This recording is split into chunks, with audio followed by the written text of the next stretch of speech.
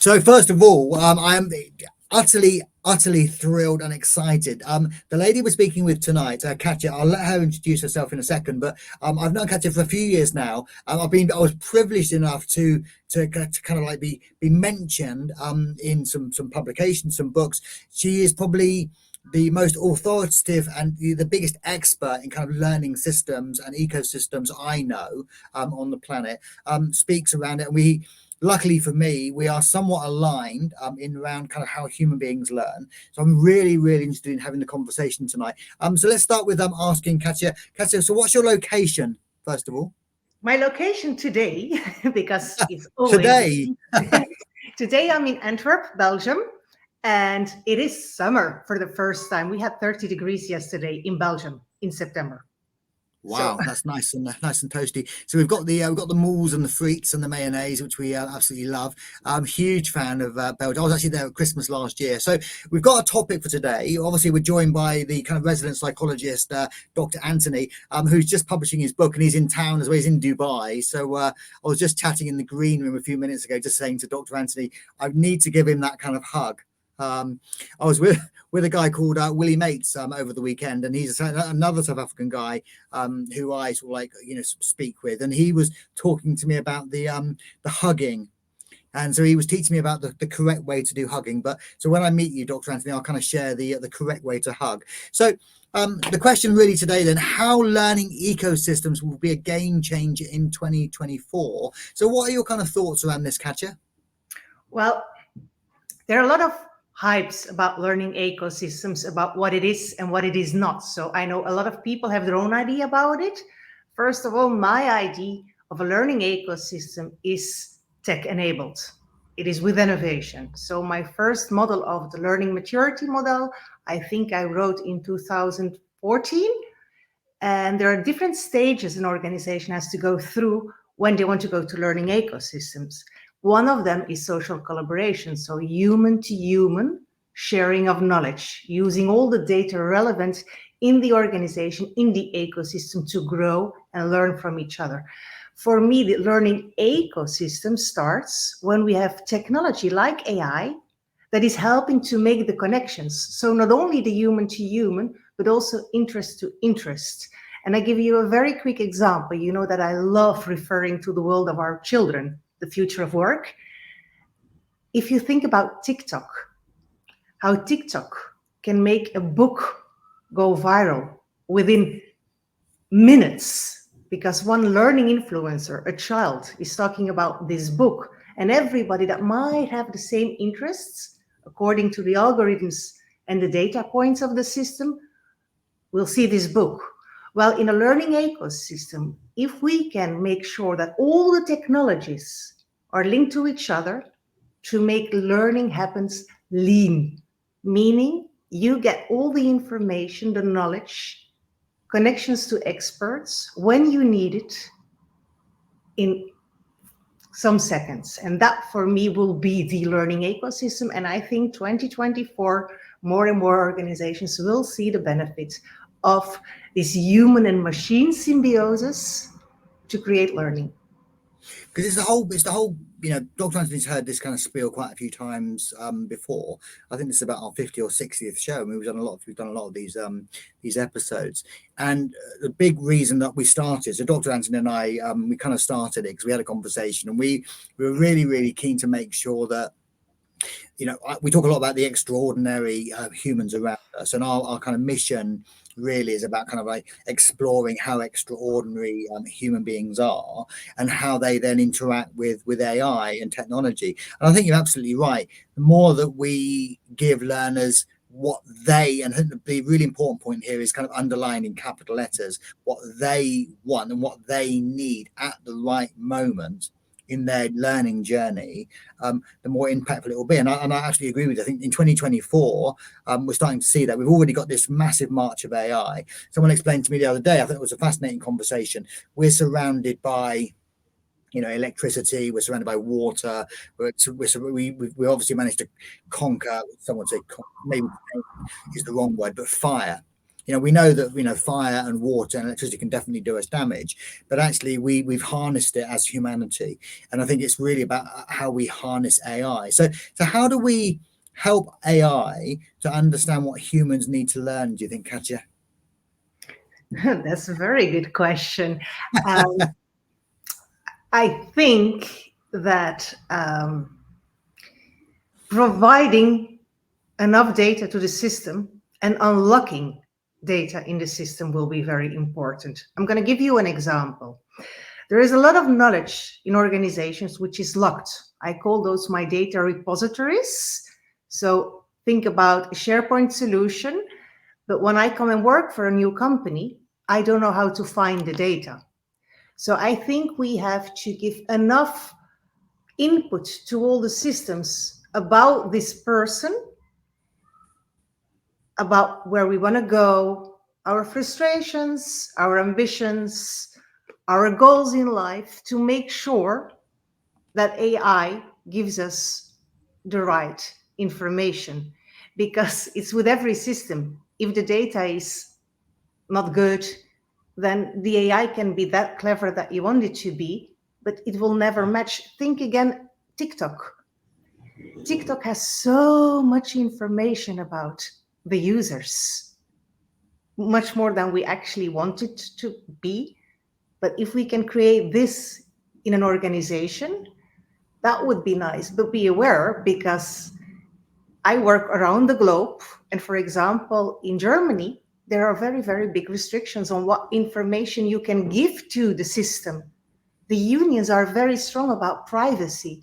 So I think for companies that really want to harvest the power of AI, we need to rethink what is really privacy.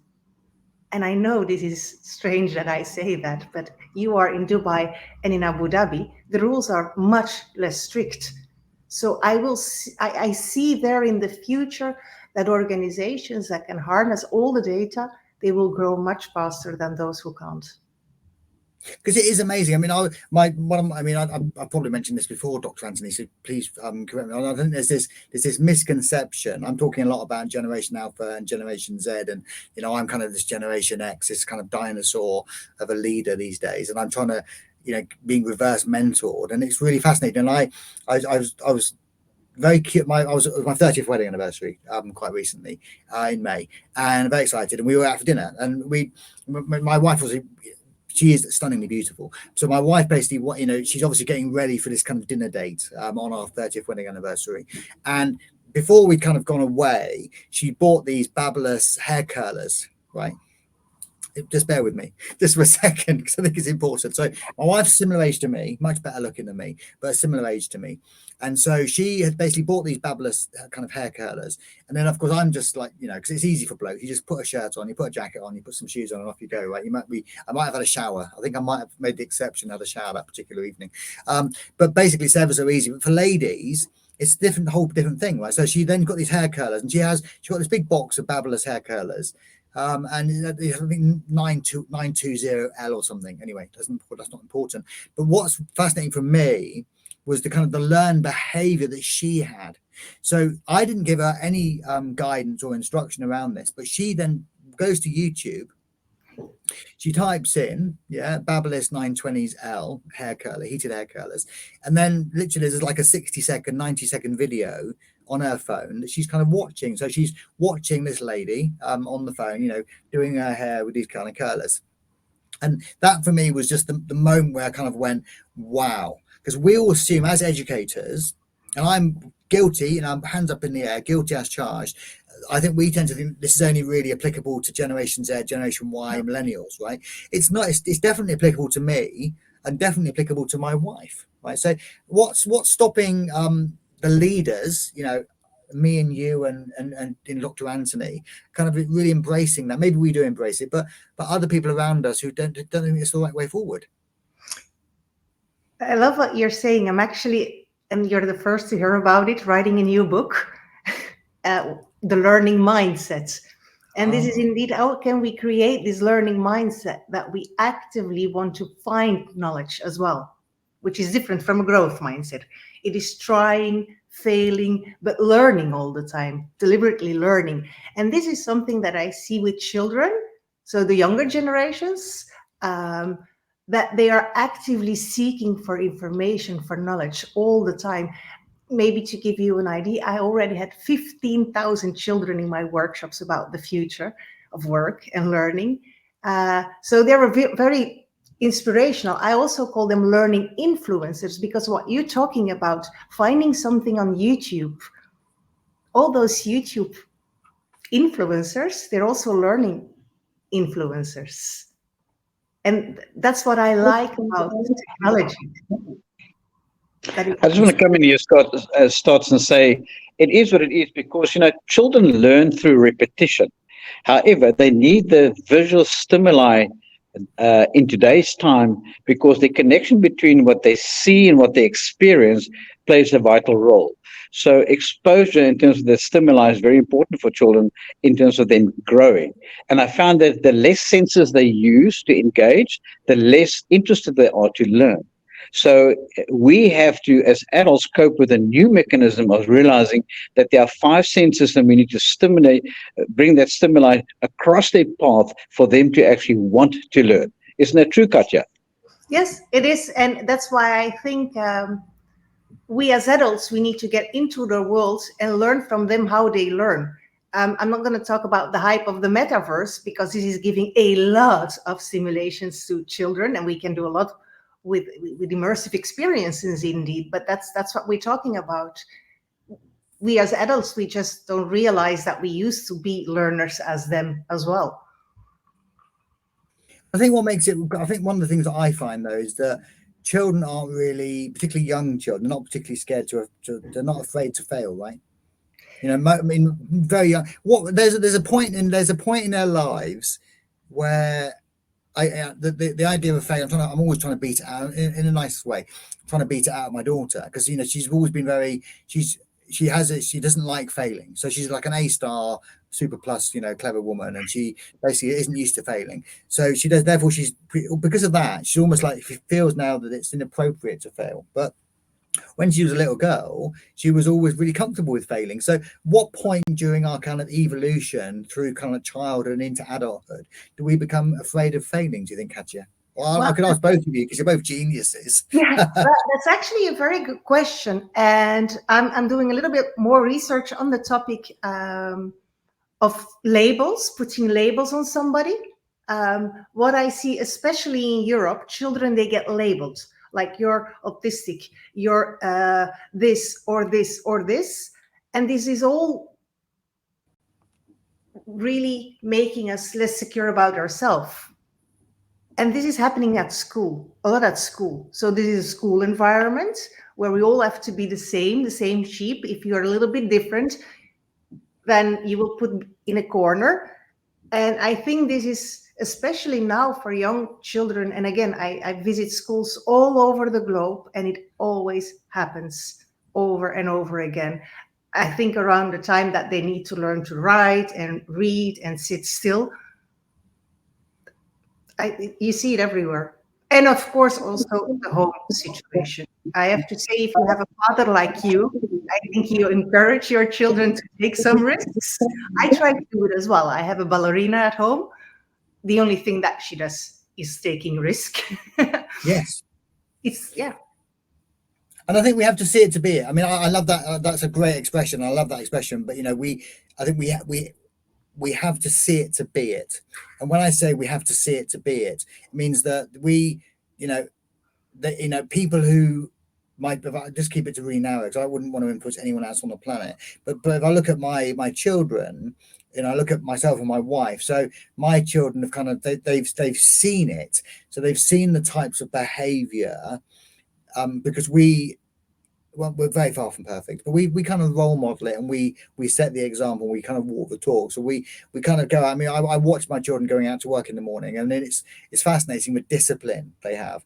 But they have the discipline that they have the discipline to go to work because they basically watched me and my wife go to work for decades, right? So they've kind of watched us go to work, and they've watched us the kind of discipline it takes to get out the door. So I'm a bit sad now, but in the pre-preparation for doing that, and just the little kind of things that help us get out the door in the morning that generally makes us more successful. So when I talk about, you have to see it to be it, with team members particularly, and with next generations, if we are good role models and we're showing people what the types of behavior that they might want to aspire to, they're more likely to be able to do it. If we're not able to demonstrate those behaviors ourselves, it's going to be very hard for next generations. What do you think, what do you think, Dr. Anthony?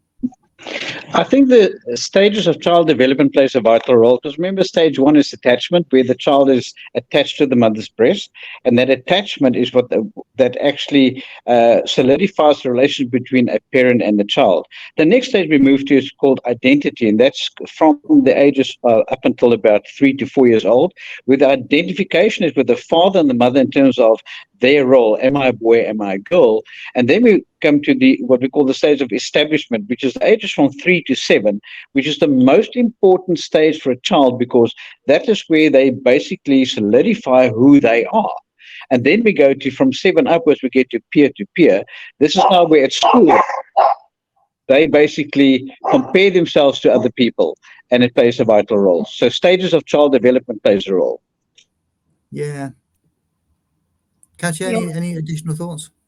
Well, my first book was indeed about the school system and how the school system needs to focus more on also the stage between 4 and 6, because this is a really defining stage. This is also the time that children for the first time go to what we call normal classes, where they need to learn to write and read. But this is for some children very hard, I have to say. The other thing that you were saying about you have to see it, you have to be it, you have to inspire others to learn.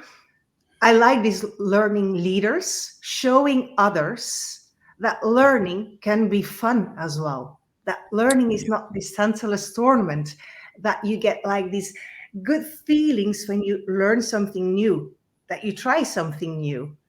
It's like learning to ride the bike. Children learning to ride the bike, they fall all over. But they enjoy the moment of success. And that's what you are a learning leader. You make people happy about learning.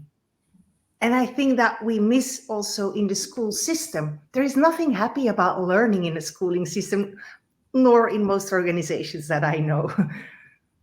I know, Katja, I completely agree. For me, it's about fun. I know, and it sounds really crazy. And I think some people also kind of, we've had this conversation lots of times, and there is definitely the haters out there. And the more I say that, I'm really proud that I have haters. I'm really proud.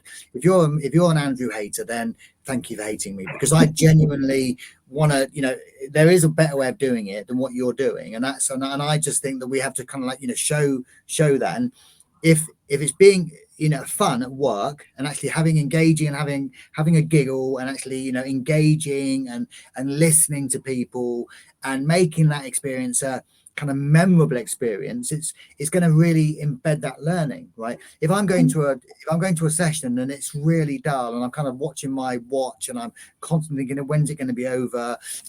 I'm even being dragged there kicking and screaming, because I have absolutely no interest in doing it. I know that it's easy for you to measure that as an educator. It's very easy to drag a group of people into a workshop and basically sit them down at 9 o'clock and, just lecture them on something. But the problem is, I genuinely think you're wasting your money. I really think you're wasting your money, because unless the individual in that workshop wants to be there, and you're actually trying to make it fun for them, and they're actually having an experience of it, and they're reflecting on it whilst you're with them, they're never going to retain that information. The amount of people who come back to me and say, "Oh, I was in a workshop with you," I actually had someone the other day, they were in a workshop with me sort of 30 years ago, which I thought was actually very, very humorous. And they kind of reached out to me and said, "Oh my gosh, I was in a workshop with you 30 years ago." And I actually remember this precise moment. And I really enjoyed that workshop. And I said, "What was it about the workshop that you remember?" Because I didn't even remember the person. I know her name now, very amazing woman. And I remember her obviously in reflection, but obviously until she kind of like reached out to me and kind of like shared that story, I hadn't really remembered it. But she said to me again, it's because it was really fun. It was kind of shockingly different So what you were doing was, it was shockingly different. It was quite fun. You were engaging. No one was able to hide in the rooms. We didn't really like that very much, because I think some of us were in that workshop and we didn't really want to be involved too much. We'd rather just sort of sat at the back of the classroom and kind of just like had 50 winks or 40 winks, I think it's the right terminology. But you didn't allow it to happen, Stotts, and you involved everyone and asked questions. So I think it's so right. It's like we have to look at, I think I love that what you said a few minutes ago.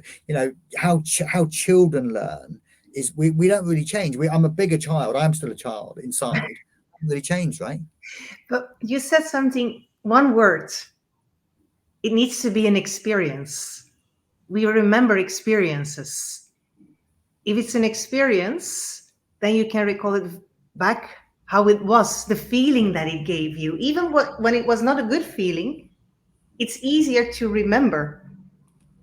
And so I think experience is a very important word when we want somebody to learn, coming back to the technologies that we use, that children use, trying something new from a YouTube video. We are trying to do it. We're living the experience, and we never get it like they do it on YouTube. But anyway, we remember it. And those are the things that I completely agree. So it's about, Ricardo Lila, I mean, we had a great guest a few weeks ago called Ricardo. I'm always talking about Ricardo, but he always brings me back to experiences. He always says, Stotts, you are the sum of experiences in your life. And that's what's made you who you are. And, sometimes you've had bad experiences with line managers. Sometimes you've had exceptional experience with line managers. Sometimes you've really bad experience with other human beings. And sometimes you've had amazing experiences. But all of that has kind of led to who you are. And now as a leader within organizations, and I'm, quite a senior leader in big organizations now, but it's really, I'm acutely aware of the experience I'm giving everyone in front of me, particularly when it's going wrong, when the shit's hitting the fan. Sorry to swear, not wishing to offend anybody, but I think particularly when the proverbial crap is proverbially crapping all over the place, right? That's the experience. And if you're running around going, I hate you, you're incompetent, you're useless, you're rubbish, then in the future you're stifling learning. You're basically, people are terrified to learn, they're terrified to do something new, right? And we learn from the experience of it. And so people are more likely to learn from the shit hitting the fan than from no shit hitting the fan. It's easy to sail a ship in calm waters, right? I mean, it's ever so easy to sail a ship in calm waters. It's more challenging to sail a ship when it's a bit stormy. That's where the real learning happens. Yeah. It literally is, when you experience this through trauma, it will be remembered much longer, because the trauma embeds it in the subconscious. Because remember, there's the conscious and the subconscious. So the moment you experience the trauma, it embeds it in the subconscious, and that's why the retention is so much longer. Yeah, it makes it, because I'm always talking. Before I wrap it on again, I would like to go back to Katja. So, Katja, you were going to say something, and we interrupted you. Go on. Well, the thing is also the experience. How you experience the learning is different for people with a learning mindset. I think people with a learning mindset, they have something else. They're very curious about everything. So they're actively looking for these experiences, where others that are afraid for failing, they're afraid of the bad experience, the negative that they will retain. So I think maybe we should first of all also make sure that children keep being curious individuals, because that's also something that the schooling system is taking out of children. I was like this always. Why? They didn't like me at all. Shut up. But this why question is what I am today, questioning everything and learning from it. Curiosity. It was Mike just having us. I moved my children. We came to Kuwait a long time ago, and we moved to Kuwait, and I kind of like dragged my children kind of kicking and screaming. So I always go back to my son, who was a when my son had left his school in the UK, there's the way that British children are educated is very much about why. There's a big focus on why, and so he's been brought up to ask a lot of questions. My son has always been brought up to ask a lot of questions. We've really encouraged him. I wish I had all the answers for Harry, but I haven't got all the answers. But I try to have a conversation around it, try to help him understand the why. And it still goes on right now, even when I'm talking about we were talking the other day about performance management systems, and we were having a conversation because my son works in HR now, and he's an HR manager, which is great. And we were chatting about that, and we were chatting about things about discipline and process and that kind of stuff. But I think for me, his ability to ask me questions and us to help him understand the why of stuff is really, really important. But when Harry came into sort of like a Kuwaiti schooling system, it was expensive. I mean, it was really expensive, but he came into a private international school in Kuwait. We were immediately confronted by this, what was labeled a disruptive child. Very disruptive child. So the principal was kind of on the phone to us and saying, your son's very disruptive. He's very disruptive in class. So we obviously were then called in. Caroline and I were called in. And we had to go and meet the principal and discuss my son's disruptive behaviour. But then when I was listening to what the disruptive behaviour was, exactly what you said, Katja, it was about why, right? So your son asks too many questions. He's challenging the teachers. They don't feel comfortable being challenged in front of the class. And I went, time out. I said, okay, that behavior, that's my behavior. That's what I'm encouraging him to do. Because why should he take Andrew's opinion or Dr. Anthony's opinion at face value? Surely we should be encouraging the people who surround us to engage with us and ask questions and be curious and disagree with us, and actually, so we can at least have a conversation. Because I tell you what, I don't know anything. I know nothing, right? I really know nothing, and I'm really proud to say that. I'm happy to kind of ask a question. I'm in that kind of phase in my life right now where I'm just the king of the stupid question. And it's really good. But what I do know about my stupid questions, Katja, is that every time I ask a stupid question, there's at least 5 or 6 people in the room are going, "Oh, I'm really glad you asked that question." I haven't got a clue either. But they're scared to ask the question, right? They're scared to ask it because for some reason, some management leadership reason, they don't want to ask the question. So I've got a kind of license to ask stupid questions at the moment, which is really fascinating. So why aren't people curious? Well, they're curious when they're kids, right? They stick things in their mouths and they're touching things and they're asking questions. And then we lose our curiousness. What happens to us? Well, I think it really depends again. I also tell my children always to question everything, but I think we once talked about this. Depending the region, for example, in India, also in the Middle East, if you ask your leader a question, why do you want me to do this? They will take that as a negative. Why? Do you question my leading role, that I don't know what is good for you, that you don't know what to do? So what I question is perceived by many people as a questioning of their ability. That is absolutely incredible. So you by asking us questions, what I'm hearing you say here is that by asking us questions, there's this sense you're in some way judging me, questioning my knowledge and questioning my ability. Therefore, that kind of like brings a more defensive